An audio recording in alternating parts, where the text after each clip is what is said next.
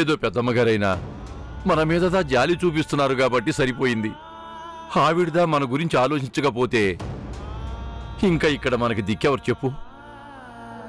మనల్ని అందరినీ చంపినా అడిగే నాదుడే ఉండడు.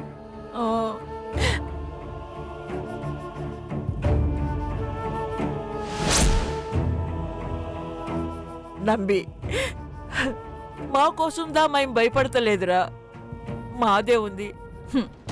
చివరి రోజులదా ఉన్నాం. మావుదా ఎప్పుడైనా పోయేవాళ్ళు.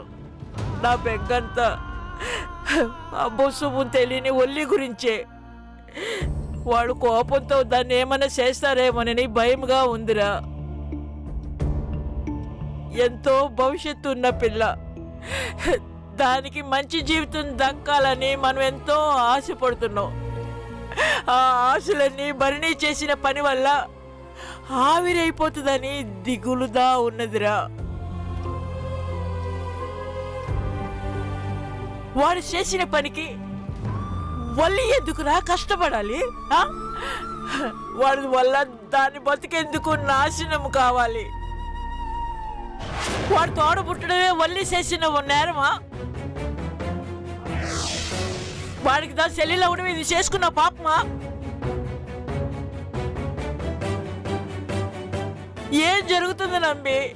నాకు దా ఏమీ అర్థం అవుతలేదు. ఇది ఇలాగే సాగితే దీని ముగింపు చాలా భయంకరంగా ఉంటుందిరా. చాలా భయంకరంగా ఉంటుంది.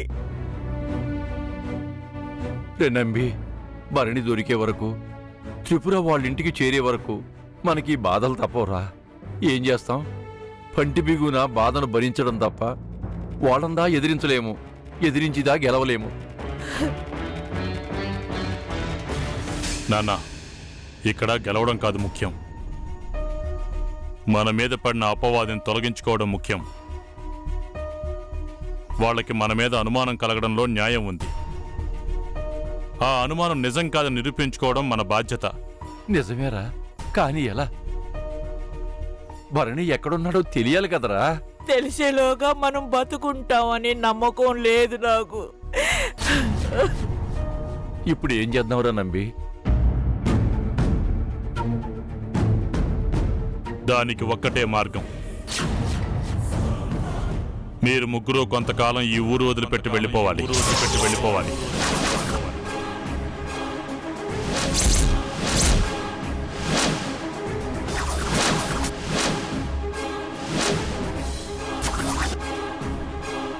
నేను బాగా ఆలోచించి చెప్తున్నాను. ఇంతకు మించి వేరే దారి లేదు. మామా, నేను వాళ్ళకి కళ్ళ ముందు కనిపిస్తుంటేనే వాళ్ళు మనల్ని నమ్మడం లేదు. ఇప్పుడు ఏకంగా కనిపించకుండా పోతే ఇంకేమైనా ఉందా? మనమేవి చేయకపోయినా వాళ్ళు అనుకున్నదే నిజం చేసిన వాళ్ళం అవుతాం. తప్పు చేయకుండా తప్పించుకుపోవడం ఎందుకు మామా? వల్లి, ఇంత జరిగా కూడా నీకు అర్థం కావడం లేదా? వాళ్ళు మన గురించి ఆలోచించే స్థితిలో లేరమ్మా. వాళ్ళ దృష్టిలో ఇప్పుడు మనం నేరస్థలం అంతే. కళ్ల ముందు కనపడితే మాటలతో దూషిస్తూ చేతలతో హింసిస్తారే గాని జరిగిన దాంట్లో మన తప్పేమీ లేదని గ్రహించరు. సరే, మీరికి బయలుదేరండి. ప్రతిరోజు రాత్రి 11 దాటాక నాకు ఫోన్ చేయండి. రావచ్చు అనుకుంటే చెప్తాను. నేను బయటే ఉంటాను. మీరు ఎవరు చూడకుండా వెనక నుంచి వెళ్ళిపోండి. మీరికి బయలుదేరండి.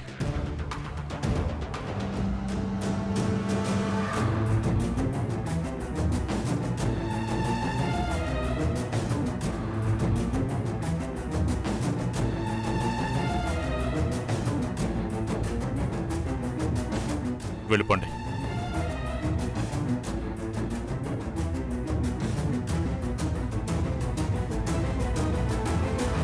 హలో, అమ్మా. హలో, వినిపిస్తుందా? ఏం చెప్పమంటావు? ఇక్కడంతా గోలగోలగా ఉంది. ఆ ముద్రత ఎక్కడుందో ఇంతవరకు తెలియనే లేదు.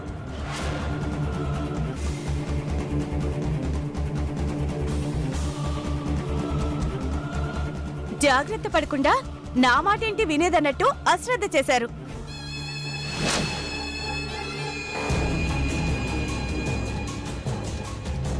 కొత్త విషయాలు ఏమన్నా తెలిస్తే రాత్రికి ఫోన్ చేస్తాను. బాయ్.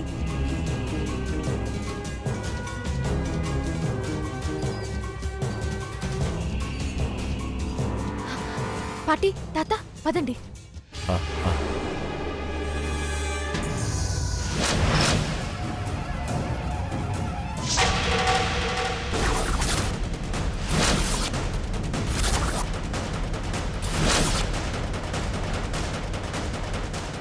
ఏంటి నంబి, ఏదో కంగారుగా ఉన్నట్టున్నావు? ఇప్పుడు నువ్వు భయపడాల్సిన అవసరం ఏం లేదులే నంబి. మీ వల్లి మీ ఇంట్లోనే ఉంది కదా. నేను కంగారు పడుతుంది వల్లి కోసం కాదు పెద్దమ్మగారు. మీ దయ వల్ల ఇక తన గురించి నేను భయపడాల్సిన అవసరం లేదు. నేను ఇప్పుడు ఆలోచిస్తుంది త్రిపురాను భరణి ఎక్కడికి తీసుకెళ్లాడనే దాని గురించమ్మా.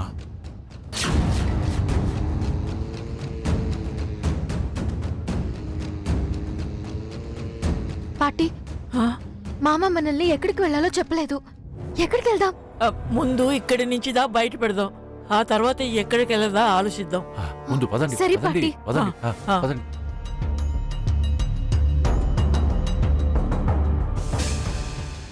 కనిపెట్టేస్తాను పెద్దమ్మగారు. వాడు ఏ మూలన్నా కనిపెట్టి త్రిపురని మీ ముందుకు తీసుకొస్తాను. నా గురించి మీరు ఆలోచిస్తున్నందుకు సంతోషం.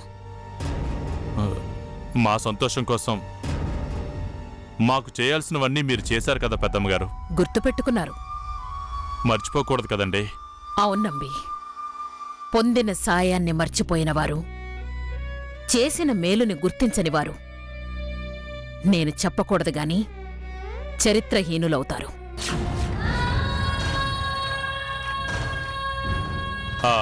పెద్దమ్మగారు, త్రిపుర గురించి మనకు తొందరగా తెలియాలంటే మనకు నమ్మకమైన వాళ్ళకి కొంతమందికి చెప్పడం మంచిదేమో అనుకుంటున్నాను. అవునా? అవును పెద్దమ్మగారు, నాకిద్దరు ముగ్గురు స్నేహితులున్నారు. చాలా నమ్మకమైన వారు, ఎవరికి చెప్పరు. మీరు ఒప్పుకుంటే వాళ్ళకి చెప్తాను. ఓ పక్క వాళ్ళు వెతికితే మనకి కొంచెం సులభంగా ఉంటుంది. తొందరపడకు నంబి. ఇలాంటి విషయాల్లో నేను ఎవ్వరినీ నమ్మను. పైగా ఈ మధ్య నమ్మకం అనే మాటకు విలువే లేదు. ఎవరిని నమ్మాలో ఎవరిని నమ్మకూడదో, ఎప్పుడు ఎవరు ఎలా ప్రవర్తిస్తారో ఏమీ తెలియడం లేదు. ఏమంటావు నంబి?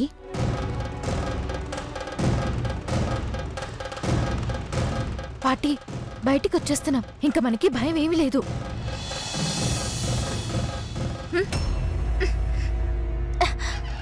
ఏంటి పాటి ఆగిపోయావ్?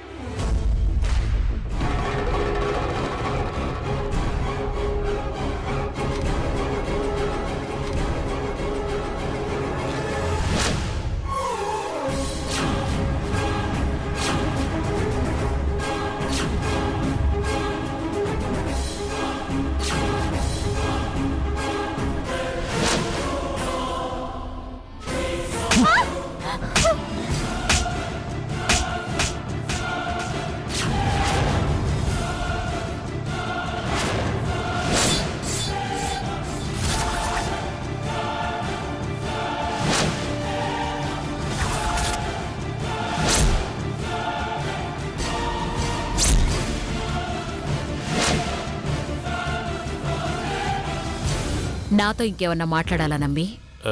ఏం లేదు పెద్దమ్మగారు.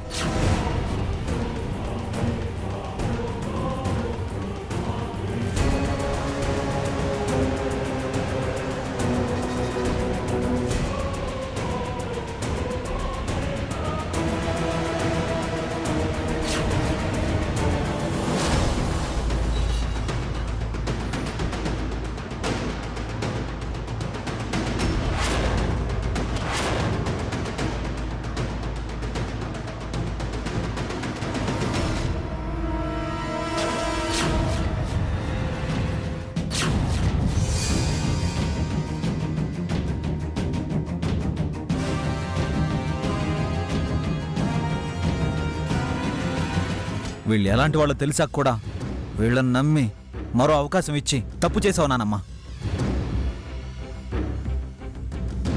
నీ మంచితనాన్ని ఆసరాగా చేసుకుని నీ మాటకి విలువ లేకుండా చేస్తున్నారు నానమ్మా. ఈ నంబి తన వాళ్ళని ఊరు దాటించేద్దాం అనుకున్నాడు. బట్టలతో సహా పారిపోతుంటే నా కళ్ళతో చూసి పట్టుకొచ్చాను నానమ్మ.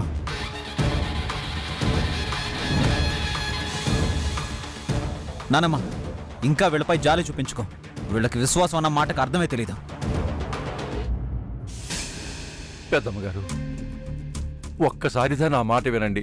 వాళ్ళు అయిపోయారు, ఇప్పుడు మీరు తయారయ్యారా? పెరియబాబు, మీరంతా మాపై కోపంతో ఉన్నారు. ఆ కోపంలో ఒల్లికి ఏదైనా హానిదా తలపెడతారన్న భయంతో పారిపోతున్నాం అంటారు, అంతే కదా? ఎలా అండి అప్పటికప్పుడు కొత్త కథలు అల్లుతూ జీవించేస్తున్నారు? కుటుంబం అంతా అలాగే ఉంది. అంతా ఎదుటివారిని ఏలెత్తి చూపడంలో ముందుంటున్నారు. చేసేదంతా మీరు, తప్పు పట్టేది మమ్మల్ని. ఎక్కడ నేర్చారండి ఇవన్నీ? కొత్తగా వచ్చినవా లేక ముందు నుంచే ఉన్నాయా? పెరియబాబు, పెద్దవారు, మీరు అనవసరంగా మాట్లాడి మీ గౌరవాన్ని నిలబెట్టలేదు అన్న అపవాదు నాకు తీసుకురాకండి. నానమ్మ, అడ్డంగా దొరికిపోయారు. ఇంకా వీళ్ళు ఏం చెప్పినా నమ్మొద్దు. ఈ నంబి చాలా మాయిగాడు. తన ఎత్తులతో మనల్ని మళ్ళీ చిత్తు చేయగలడు. మీరు మరొక అవకాశం ఇవ్వద్దు నానమ్మ. నంబి, నువ్వు చాలా మంచివాడివి. ఇంత మంచివాడివని నేను అస్సలు అనుకోలేదు. మిమ్మల్ని చూస్తూ ఉంటే సంతోషంతో కడుపు నిండిపోతోంది. పెద్దమ్మగారు, నా వాళ్ళని కాపాడుకునే ప్రయత్నంలో నేను ఇలా చేశాను. అంతకు మించి నాకు వేరే ఏ ఉద్దేశం లేదు. లేదు అని నువ్వు చెప్తే మేము నమ్మాలా? వీళ్ళకంతా తెలుసునానమ్మా. మనమే అమాయకంగా వీళ్ళు చెప్పిన అబద్ధాలని నమ్ముతూ ఉన్నాం. వాడి దగ్గర 25 లక్షలు ఉన్నాయి కదా, ఇప్పుడు ఇల్లు లేదు కదా, వచ్చేయమని చెప్పుంటాడు. ముందు వీళ్ళని వెళ్ళమని, తర్వాత నంబి జంప్ అవుదామని ప్లాన్ చేసుంటాడు. అందుకే పొద్దున్నే ఇంటికొచ్చి అమ్మకు ఒంట్లో బాగాలేదు, కలవరిస్తుందని డ్రామాలాడి నిజాలు మాత్రమే చెప్పే సత్యవల్లిని తీసుకెళ్లాడు. పాపం ప్లాన్ బెడ్స్ కొట్టింది. ఈసారి వేసిన పాచిక పారలేదు. దొంగోళ్ళనమ్మ వీళ్ళు, నమ్మొద్దు వీళ్ళని. అలా మాట్లాడకండి పెరియబాబు. నువ్వు నోరెత్తదు వల్లి. అసలు చేసిందంతా నువ్వే. నీ వల్లే నా చెల్లి ధైర్యంగా మా గడప దాటింది. మొత్తం నీ వల్లే. ముందు నిన్ను చావగొట్టాలి. నంబి, బాగా గుర్తుపెట్టుకో. పెద్దింటితో పెట్టుకున్నావు, ఇక మిమ్మల్ని ఎవ్వరూ కాపాడలేరు. మా నుంచి తప్పించుకోవాలంటే మీకున్న దారి ఒక్కటే, అది నా చెల్లెల్ని ఇంటికి తీసుకురావడం. నీకింక వేరే అవకాశమే లేదు. తీసుకురా నా చెల్లెల్ని. త్రిపుర వస్తేనే వళ్ళిని నువ్వు చూస్తావు, లేదంటే లేదు అనుకోవాల్సిందే. ఇక మాటలు లేవు, చేతలే మిగిలే. ఆలోచించుకో. పెరియబాబు, పెరియబాబు. వల్లి.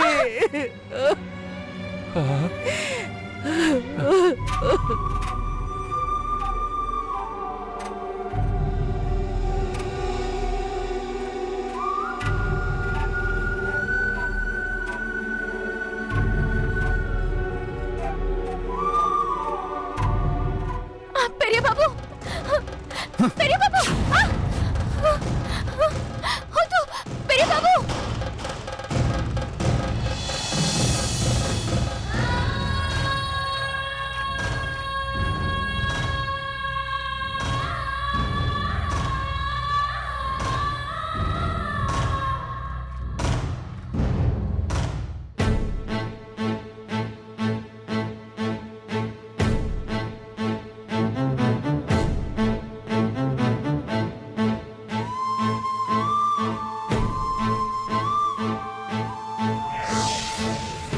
ఆకలిస్తుంది కదా? నువ్వు అక్కడికి రావటం ఆలస్యం అయితే ఈ పాటికి నీ కడుపు నిండేది. వద్దు భరణి, ఆ విషయం మర్చిపోవడానికి ప్రయత్నిస్తున్నాను. నువ్వు మళ్ళీ మళ్ళీ గుర్తు చేయకు ప్లీజ్.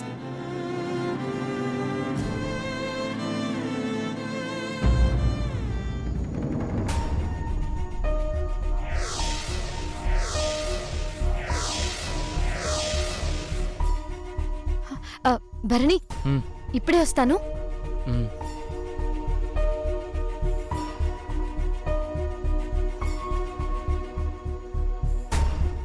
ఏమైంది? ఇద్దరేదో గొడవ పడుతున్నట్టున్నారు. ఏం లేదక్క, ఈ రోజు మా స్కూల్లో ఫేర్వెల్ పార్టీ.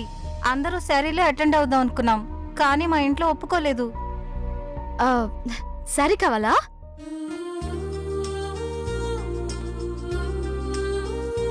నేనేం దెయ్యాన్ని కాదు. ఎందుకలా చూస్తున్నారు? ఏం లేదక్క, మీరెవరో నాకు తెలీదు. శారీ సేల్ చేస్తారా? సారీ అక్క, నా దగ్గర మనీ లేదు. ఆ, నా దగ్గర ఇంకో సారీ కూడా లేదు. ఆ, నీకు అబ్జెక్షన్ లేకపోతే నేను కట్టుకున్న చీర నీకిస్తాను. ఆలోచించుకు. మళ్ళీ ఫేర్వెల్ డే రావాలంటే 1 year ఆగాలి. ఏంటి వద్దా? కావాలక్క, కాకపోతే నువ్వు కట్టుకున్నది నాకిస్తే మరి నీకు డ్రెస్ ఎలా? ఆ, నీది నాకివ్వు. ఇదా? నీకు ఓకే అంటే నాకు ఓకే అక్క.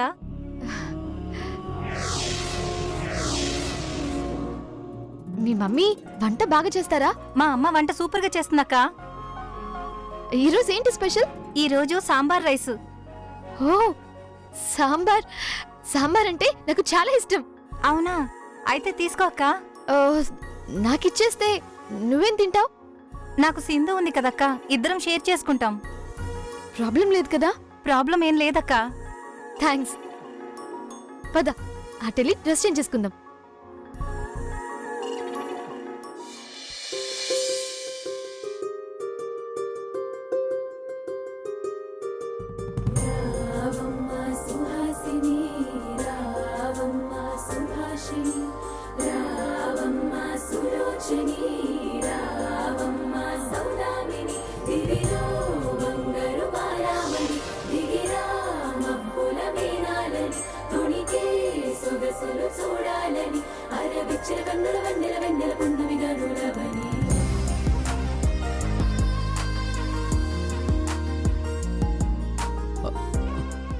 నువ్వు త్రిపురవేనా?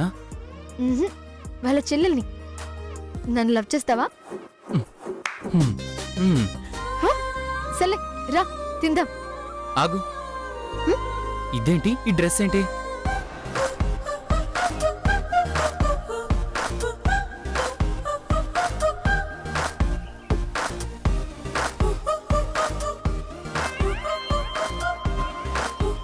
ఇది సంగతి.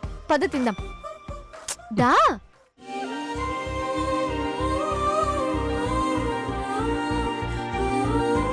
ఇంట్లో ఉంటే దీని విలువ తెలియలేదు. ఎవరి మీద కోపాన్ని కడుపు నింపుతున్నా దీని మీద చూపించేదాన్ని. ఇప్పుడు తెలుస్తుంది ఎంత తప్పు చేశాను.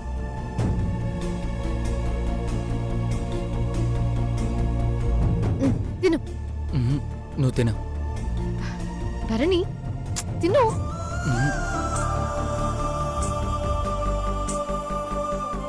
ముందు నువ్వు తిను.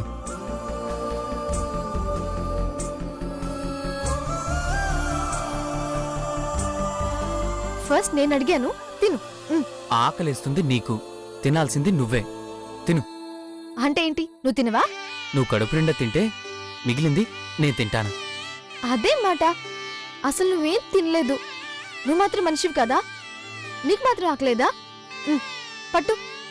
ముందు నువ్వు తిని త్రిపుర. నువ్వు తింటేనే. త్రిపుర తిను.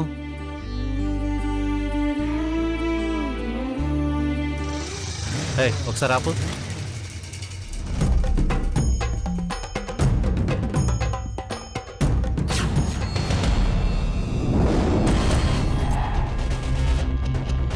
సత్యం, అక్కడేదో తేడా కొడుతున్నట్టుంది. అవును రత్నం, పట్టపగలే ఒక రాస్కెల్ స్కూల్ పాపని ర్యాగింగ్ చేస్తున్నాడు. మరెందుకు ఆలస్యం? వాడి తోలు తీసేసి ఎముకలు విరిచేద్దాం. పద పద. నడు.